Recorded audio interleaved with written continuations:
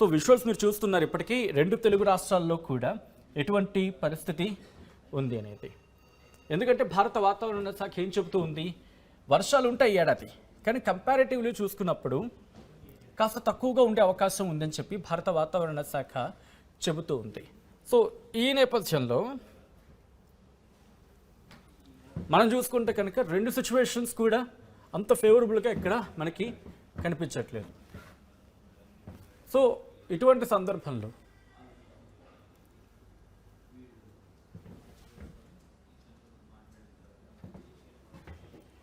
Okay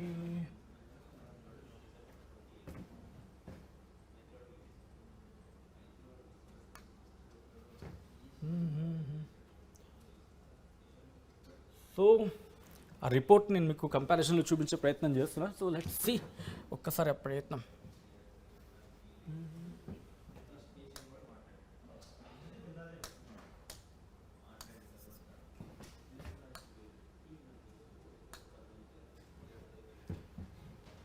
okay done. But ఇక్కడే చూపించే ప్రయత్నం చేస్తా, ఎందుకంటే అక్కడ ఐ థింక్ అంత సక్సెస్ఫుల్గా కనిపించట్లేదు. But let's check here only. ఇక్కడే చూసేద్దాం. ఇదిగోండి లాస్ట్ ఇయర్ ఎటువంటి పరిస్థితి ఉందనేది ఒకసారి విజువల్లో మీరు చూస్తే కనుక ఇక్కడే క్లియర్గా ఉంది, ఇక్కడే క్లియర్గా మీకు కనిపిస్తూ ఉంది. లాస్ట్ టైం మనకి 2025 రిపోర్ట్ ఇది, advance of south west monsoon. ఇక్కడ నేను మీకు మార్క్ చేసి చూపిస్తాను. మనం మాట్లాడుకున్నాం కదా 22, లాస్ట్ టైం మీరు చూస్తే కనుక జూన్ 1 అన్నారు. ఇదిగోండి జూన్ 1 అన్నారు. సో బట్ ఎప్పటికొచ్చింది 24 మేలోకి అడుగు పెట్టేస్తుంది. కాస్త జూమ్కి వెళ్ళాలండి మనం, ఎందుకంటే చూపించాల్సిందే. లాస్ట్ ఇయర్ మీరు గమనిస్తే కనుక జూన్ 1 మనకి ఇటు అడుగు పెట్టాలి మన భారత్లోకి, బట్ మే 24 అడుగు పెట్టేస్తుంది. మీరు చూడొచ్చు లాస్ట్ ఇయర్ అయితే మే 24 అడుగు పెట్టింది. మన ఆంధ్రప్రదేశ్లోకి ఎప్పుడు వచ్చేసింది, మన తెలుగు రాష్ట్రాలకు ఎప్పుడు టచ్ చేసింది, ఆంధ్రప్రదేశ్ అండ్ తెలంగాణకి ఏకంగా. ఇదిగోండి ఇక్కడ మీరు అబ్జర్వ్ చేయొచ్చు, ఇది మన భారత్లోకి అడుగుపెట్టింది. ఇది ఆంధ్రప్రదేశ్ అండ్ తెలంగాణ మన భారత్లోకి అడుగుపెట్టిన తర్వాత 24-25 మధ్య 26వ తారీఖున అనుకోవచ్చు. ఓకే సో 24-25 లాస్ట్ టైం ఈ పాటికి మనకి మాన్సూన్ సెంటర్ అయిపోయాయి. మాన్సూన్ సెంటర్ అయిపోయిన పరిస్థితి. అండ్ విత్డ్రాల్ కూడా నేను మీకు చూపిస్తాను, అటువైపు మీకు ఇమేజ్లో ఉంది, ఒక్కసారి చూపిస్తున్నాను. విత్డ్రాల్ అంటే వెళ్ళిపోతున్న సందర్భం కూడా, అంటే దాదాపుగా మనకి అక్టోబర్ వరకు ఉండింది లాస్ట్ టైం అయితే. 13th and 15th అక్టోబర్ వరకు కూడా తెలంగాణ అండ్ ఆంధ్రప్రదేశ్లకు సాధారణంగా 15th వెళ్ళిపోవాలి. బట్ లాస్ట్ టైం అడ్వాన్స్గా వచ్చాయి కాబట్టి ముందునే వెళ్ళిపోయాయి, 13వ తారీఖున వెళ్ళిపోయాయి. కాబట్టి మనకి అక్టోబర్ వరకు కూడా వర్షాలు కనిపించాయి. కొంచెం బ్లరిష్గా ఉంటుంది రిపోర్ట్, కొంచెం అలాగే ఉంది. సో నేను మీకు చూపించే ప్రయత్నంలో బాగా రిపోర్ట్ తీసే ప్రయత్నం చేశాను ఇది. కాబట్టి ఈసారి మనకి కాస్త ఇబ్బందికర వాతావరణం ఉంటుంది అనుకోవడంలో అతిశయోక్తి లేదు. బట్ ఆ రిపోర్ట్స్ చూపిస్తారు, సో మనం ఇంకా క్లియర్గా మాట్లాడుకుందాం. మీరు చూసారు కదా భారత వాతావరణ శాఖ ఏం చెబుతుంది అనేది. ఈ విజువల్ చూడండి, ఇది బంగాళాఖాతంలో ఎటువంటి పరిస్థితి ఉందనేది మీకు క్లియర్గా చూపిస్తూ ఉంది. బంగాళాఖాతం నుంచి ఇటు నైరుతి ఋతుపవనాల ప్రభావం ఇటు శ్రీలంక మీద ఉన్నప్పటికీ కూడా అక్కడ ఎటువంటి సందర్భం, ఎటువంటి పరిస్థితి ఉందో మీరు చూడొచ్చు. పెద్దగా మనకి వర్షాల ప్రభావం లాంటి సిచ్యువేషన్ ఏం కనిపించట్లేదు. అండ్ దాంతోపాటు బంగాళాఖాతంలో కూడా ఏదో మామూలు స్థితుల్లో ఎటువంటి వాతావరణం ఉంటుందో ఏదో అలాంటి వాతావరణం కనిపిస్తుంది. ఇది దీంతోపాటు భారత వాతావరణ శాఖ ఏం చెబుతుంది అనేది ఒక్కసారి నేను మీకు రిపోర్ట్లో చూపించే ప్రయత్నం చేస్తాను. ఇదిగోండి భారత వాతావరణ శాఖ కొద్దిసేపటి క్రితం ఇచ్చిన రిపోర్ట్ ఇది. అండ్ క్లోజ్లో మీరు అబ్జర్వ్ చేస్తే కనుక the northern limit of monsoon continues to pass through అని చెప్పి ఆ డీటెయిల్స్ ఇచ్చి conditions are favourable for further advancement of south west monsoon. నైరుతి ఋతుపవనాలకు పరిస్థితులన్నీ కూడా అనుకూలంగా ఉన్నాయని చెబుతూని ఇటు ఎక్కడెక్కడి నుంచి వెళ్ళబోతాయంతా చెప్పుకుంటూ వచ్చారు. హెవీ రెయిన్ఫాల్ అని చెప్పి కొన్ని ప్రాంతాలకు భారీ వర్ష సూచనలు జారీ చేయడం జరిగింది, కొన్ని ప్రాంతాలకు అలర్ట్స్ని ఇచ్చిన సందర్భం ఉంది. సో మీరు గమనిస్తే ఒకసారి రిపోర్ట్ని కిందకి వెళ్ళి డైరెక్ట్గా ఆ వెదర్ రిపోర్ట్ని చెప్పే ప్రయత్నం చేస్తాను. ఇదిగోండి భారత వాతావరణ శాఖ ఇచ్చిన రిపోర్ట్ ఇది.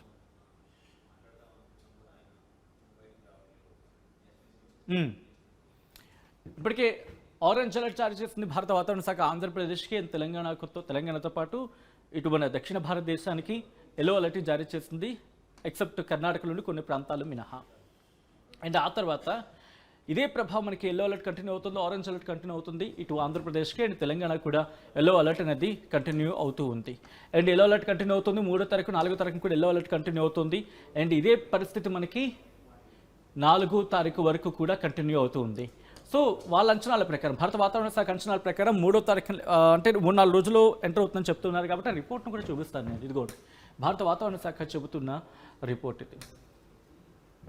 అదిగో నైరుతి ఋతుపవనాలు ఉత్తర పరిమితి పయనం అంటూ మే 30, 2026 నాటికి 10 డిగ్రీల ఉత్తర అక్షాంశం, 60 డిగ్రీల తూర్పు రేఖాంశం, 9 డిగ్రీల ఉత్తర అక్షాంశం, 65 డిగ్రీల తూర్పు రేఖాంశం, ఇవన్నీ టెక్నికల్ వర్డ్స్ వారు చెప్పుకొచ్చారు.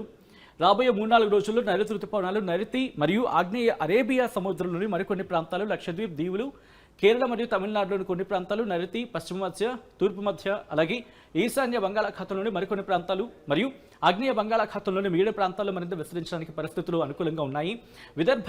విదర్భ మీదుగా ఉన్న ఉపరితల ఆవర్తనం నుంచి దక్షిణ ఛత్తీస్గఢ్, దక్షిణ ఒడిశా, ఉత్తర కోస్తా ఆంధ్రప్రదేశ్ మరియు పశ్చిమ మధ్య బంగాళాఖాతం మరియు దాన్ని ఆనుకుని ఉన్న వాయువ్య బంగాళాఖాతం మీదుగా తూర్పు మధ్య బంగాళాఖాతంలో ఉన్న ఉపరితల ఆవర్తనం వరకు ఒక ద్రోణి సగటు సముద్ర మట్టానికి 0.9 కిలోమీటర్ల ఎత్తులో విస్తరించి ఉంది. దక్షిణ ఒడిశా తీరం వాయువ్య బంగాళాఖాతంలో సగటు సముద్ర మట్టానికి 0.9 కిలోమీటర్ల ఎత్తులో ఉన్న ఉపరితల ఆవర్తనం పై ద్రోణితో విలీనమైంది. తూర్పు మధ్య బంగాళాఖాతం మరియు దానికి ఆనుకుని ఉన్న ఈశాన్య బంగాళాఖాతం ప్రాంతంపై ఉన్న ఉపరితల ఆవర్తనం నుంచి పశ్చిమ మధ్య బంగాళాఖాతం మీదుగా శ్రీలంక తీరాన ఆనుకుని ఉన్న నైరుతి బంగాళాఖాతం వరకు సగటు సముద్ర మట్టానికి 4.5 నుంచి 8.8 కిలోమీటర్ల మధ్యలో ద్రోణి విస్తరించి ఉందని చెప్పి భారత వాతావరణ శాఖ చెబుతూ ఉంది. సో ఈ ప్రభావంతో మీరు చూడొచ్చు, సాధారణంగా నైరుతి ఋతుపవనాలు అనగానే ఎలా ఉండాలి, మనకి భారీగా వర్షాలు ఉంటూ ఉండాలి, ఆ క్లైమేట్ మనకి కనిపిస్తూ ఉండాలి. ఇదిగోండి ఇక్కడ మీరు చూడొచ్చు ఎటువంటి పరిస్థితి ఉందని చెప్పి. అంటే నార్మల్గా ఎంత వేడి వాతావరణం ఉన్న సందర్భంలో ఎటువంటి పరిస్థితులు ఉంటాయో మనకు తెలుసు, కానీ అలా కాకుండా ఏదో నార్మల్ వెదర్ లాగే మనకు కనిపిస్తుంది. అంటే మేఘాలు కనిపిస్తున్నాయి, మేఘావృతమై ఉంటుంది, అండ్ ఉపరితల ఆవర్తనాలు ద్రోణుల ప్రభావం మనకు కనిపిస్తుంది తప్ప ఎగ్జాక్ట్గా ఇక్కడ ఈశాన్య ఋతుపవనాల ప్రభావానికి సంబంధించి గాలుల ప్రభావం మీరు చూడొచ్చు, ఋతుపవనాల ప్రభావం మనకు కనిపిస్తుంది. బట్ వర్షాల గురించి as of now the biggest question mark. So మొత్తంగా అయితే మాత్రం భారత వాతావరణ శాఖ అంచనాల ప్రకారం 2-3 రోజుల్లో కాకుండా 3-4 రోజులు పట్టే అవకాశం ఉంది ఇటు నైరుతి ఋతుపవనాలు మన భారతదేశానికి చేరుకోవడానికి. ఆ తర్వాత వర్షాలు పడే అవకాశం ఉంది. బట్ కంపేర్ చేసుకున్నప్పుడు గత ఏడాది అంతకు ముందు ఏడాదితో పోల్చుకుంటే కొన్ని రిపోర్ట్స్ ఏం చెప్తున్నాయంటే 2015 నుంచి ఇప్పటివరకు ఉన్న వర్షపాతంతో పోల్చుకుంటే ఈ ఏడాది కాస్త తక్కువ వర్షపాతం నమోదే అవకాశం ఉన్నాయని చెప్పి కొన్ని రిపోర్ట్స్ చెప్తూ ఉన్నాయి. But we have to wait and see ఈ ఎల్నినో ప్రభావం ఏ మేరకు ఉంటుంది అండ్ వాటిని ఎదుర్కోవడానికి ప్రభుత్వాలు ఎలా సిద్ధం కాబోతూ ఉన్నాయి అండ్ రైతులు కాస్త సంసిద్ధంగా ఉండాల్సిన సందర్భం కనిపిస్తుంది. అండ్ గుర్తుపెట్టుకోండి, ఇప్పటికీ నీటి కష్టాలు 2 తెలుగు రాష్ట్రాలు ఎదుర్కొంటూ ఉన్నాయి. ఇప్పుడు పడే ప్రతి చుక్కని ఇలా దోసిట పట్టుకొని కాపాడుకోవాల్సిన పరిస్థితి. చినుకు పడిందా ఏదో సంబరం చేసుకునే పరిస్థితి నుంచి ఆ సంబరాన్ని నెక్స్ట్ మనం దాచుకునేంతవరకు కూడా మనం ఒడిసి పట్టుకోవాల్సిన ఏడాది. కాబట్టి ఈ విషయాన్ని ఇక్కడితో వదిలేకుండా మిగిలిన వారు కూడా షేర్ చేసే ప్రయత్నం చేయండి. సో దట్ వాటర్ని కాపాడుకునే ప్రయత్నం చేయండి. ఈసారి వర్షాలు కాస్త తక్కువగా ఉండే అవకాశాలు కనిపిస్తూ ఉన్నాయని చెప్పి ఇలా ఎక్స్పర్ట్స్ చెప్తున్న సందర్భంలో